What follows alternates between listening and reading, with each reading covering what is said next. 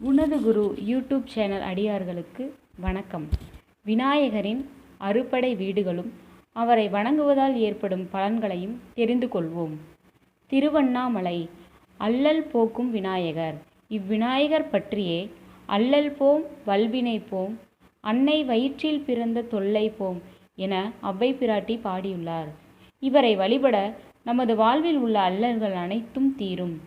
திருமுதுகுன்றம் ஆலத்து விநாயகர்.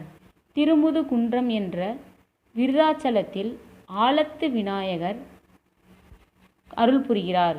இது விநாயகரின் இரண்டாம் படை வீடு. கோயிலின் நுழைவாயிலை கடந்து உள்ளே சென்றவுடன் 18 அடி ஆழத்தில் கிழக்கு முகமாக வீற்றிருக்கிறார்.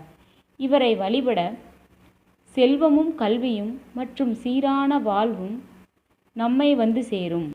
திருக்கடவூர் கள்ளவாரண விநாயகர்.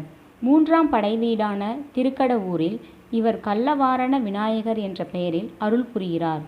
ஒரு முறை விநாயகரை இந்திராதி தேவர்கள் வணங்க மறந்தனர்.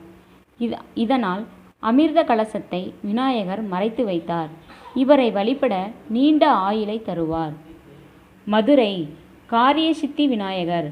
மீனாட்சி அம்மன் கோவிலில் உள்ள காரியசித்தி விநாயகர் 4ஆம் படைவீடு விநாயகராக வணங்கப்படுகிறார்.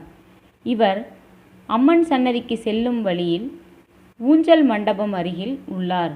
இவரை வணங்க நாம் செய்யும் அனைத்து காரியங்களையும் வெற்றியாக்கி தருவார். பிள்ளையார்பட்டி ஸ்ரீ கற்பக விநாயகர். 5ஆம் படைவீடு பிள்ளையார்பட்டி ஸ்ரீ கற்பக விநாயகர் கோவிலாகும். இரு கரங்களுடன் உள்ள இவர் சிவன் லிங்கத்தை வலக்கையில் தாங்கி சிவபூஜை செய்யும் நிலையில் உள்ளார். இவரை வழிபட இவர் ஞானத்தை நமக்கு அருளுகிறார். திருநாரையூர் பொல்லா பிள்ளையார். கடலூர் மாவட்டம் சிதம்பரத்துக்கு அருகில் உள்ள திருநாரையூரில் உள்ள பொல்லா பிள்ளையார் 6ஆம் படைவீட்டின் அதிபதி ஆவார். பொல்லா என்றால் செதுக்கப்படாத என்று பொருள். சிற்பியின் உளியால் செதுக்கப்படாமல் சுயம்புவாக தோன்றியதால் இவருக்கு இப்பெயர் ஏற்பட்டது. அப்பரும் சம்பந்தரும் பாடிய இத்தலத்தில் இவரை வழிபட நமது புதிய முயற்சிகளில் கைமேல் வெற்றியை தருவார்.